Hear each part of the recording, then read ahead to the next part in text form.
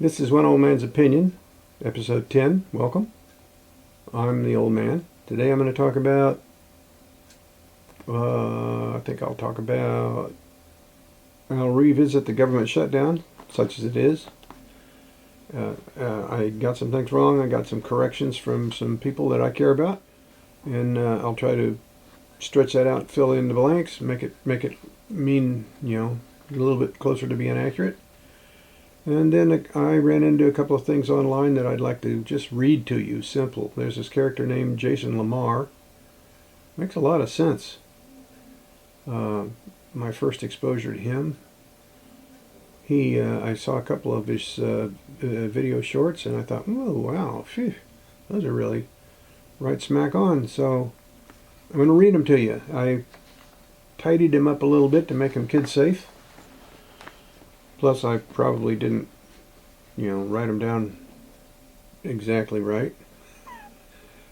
Any errors here are all mine.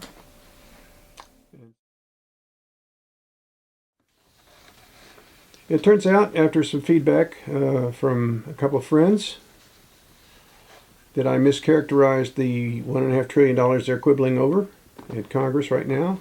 That's the subject of the so-called shutdown. It's not all $1.5 trillion in kerchunk all in 1 year. It's $1.5 trillion spent over about 10 years. So divide that up into 10 equal pieces because I don't have any other way to do it. I ended up with $150 billion a year. Each year, borrowed each year for 10 years, with the interest on that compounded as it goes along. Current borrowing rate for the federal government, according to the Office of Management and Budget, is about 3.5%, 3.4%. I just, trimmed that down to 3%, giving them the benefit of the doubt, and then compounded it. So the first year there's $150 billion of new debt plus $4.5 billion of interest, which gets compounded. Second year, after they add $150 billion new, they start the year with $304 billion, $500 million, blah blah blah. Every year it grows by $150 billion plus whatever the interest was for the previous year. By the end of 10 years, what we have is $1.77 trillion. None of which has been paid back. If you just follow the pattern that the government tends to go by, and of course, good luck with getting it paid back. Good luck with getting the program stopped. Good luck with not spending $150 billion every year going forward. On top of that, good luck with them not trying to track inflation, cost of living indexes, and la la la la la. So at the very least, if everything goes our way, other than them paying it back, which they won't, we'll end up at 1.77 and change $1 trillion more debt after the program, at the end of the program, and assuming then that the program ends in 10 years, which it doesn't, because it never does, you can then just add on the compounded interest.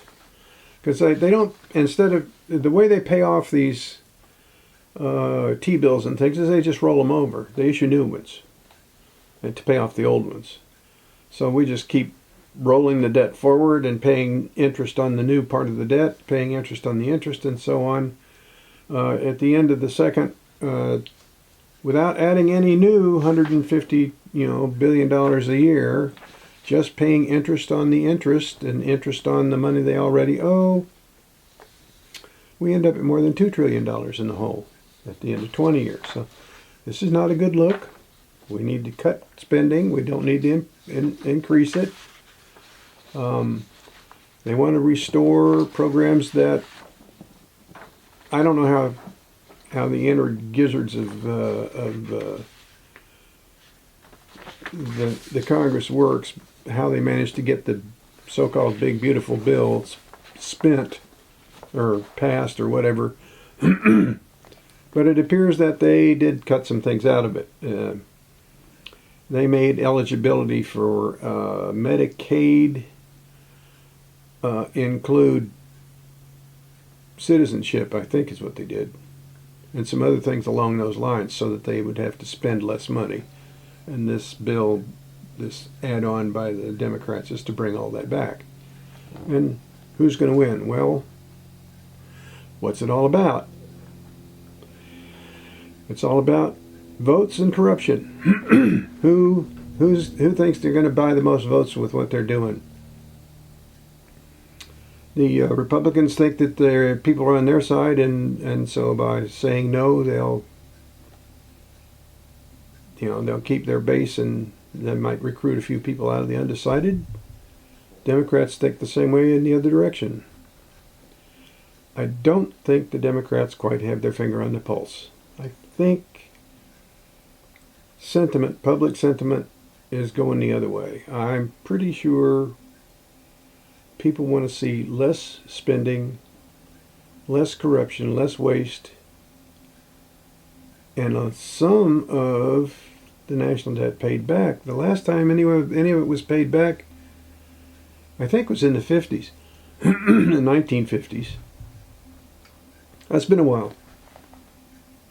That has definitely been a while. So, that's where that's going. Is it political posturing? Well, yeah, it's political posturing.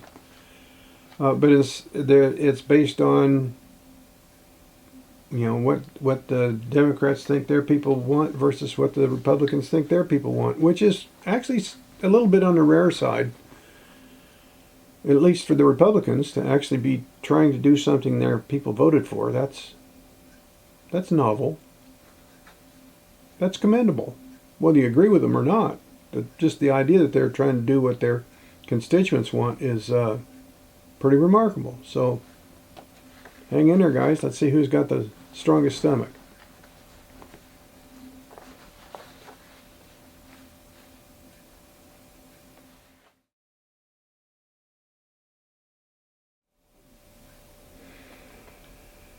Malcolm X warned you to beware the liberals. He told you that they were cunning and deceitful, and he was right. It was the liberals who killed the black man's spirit by convincing him he was still oppressed. It was the liberals who turned the white man against each other by telling them that they're all inherently racist and privileged. It was the liberals who convinced women to make themselves undesirable by selling them promiscuity and misandry packaged as feminism. They told the transformers that their delusions were reality. They told the obese that it was self-hate to try to lose weight.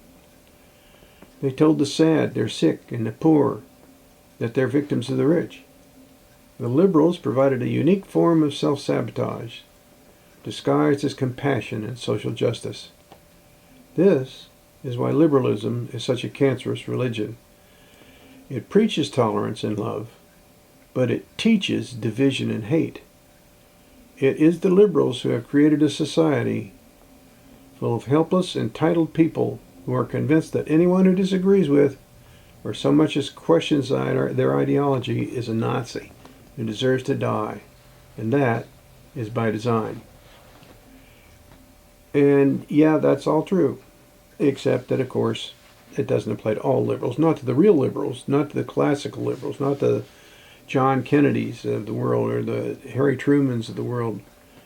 The people that cared about other people that cared about the working man, the real liberals. But there's a group of people who are still sprouting the seeds of Marxist-Leninism and following the book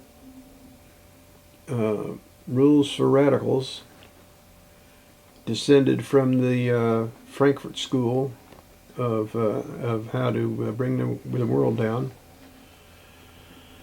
Those are the people I call the plotters, and then they call the people who are willing to work with them, thinking that they'll get something out of it, are the ones we call the fellow travelers. That was their term. And then the people that they can fool into going along are what they call the useful idiots. We call those voters.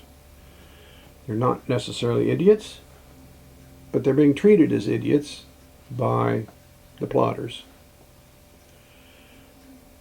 And they've done a pretty nasty job on our country. Just think back, 20 years. Gay marriage, seriously? Think back another 20 years. Abortion? Whatever. Long list. So, but he's definitely got his finger on that. And also from Jason Lamar, if saying men can't become women makes me transphobic, then I'm transphobic. If saying being overweight is bad for you makes me fatphobic, then I'm fatphobic. If pointing out obvious things makes me racist, homophobic, and misogynistic, then I'm racist, homophobic, and misogynistic. I'm a narcissist and a Nazi too, whoopee effing do. These terms are now meaningless because they've become buzzwords that losers use to shield themselves from unpleasant truths. They've learned that if you accuse someone of hate speech, it shifts the attention from what they're saying to the claim. So they've weaponized virtue to wage war on reality and reshape it in the image of their victimhood and entitlement. To them, accountability is a form of intolerance, and facts are bigoted if they hurt somebody's feelings. They're comfortable being fed lies as long as the lies make them comfortable. How ironic that the people who are so obsessed with oppression don't understand that that's how you wind up a slave.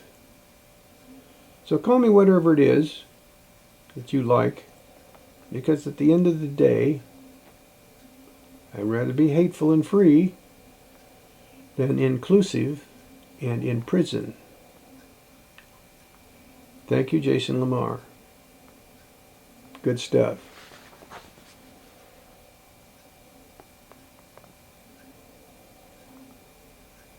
See you in the next episode. Travel with God.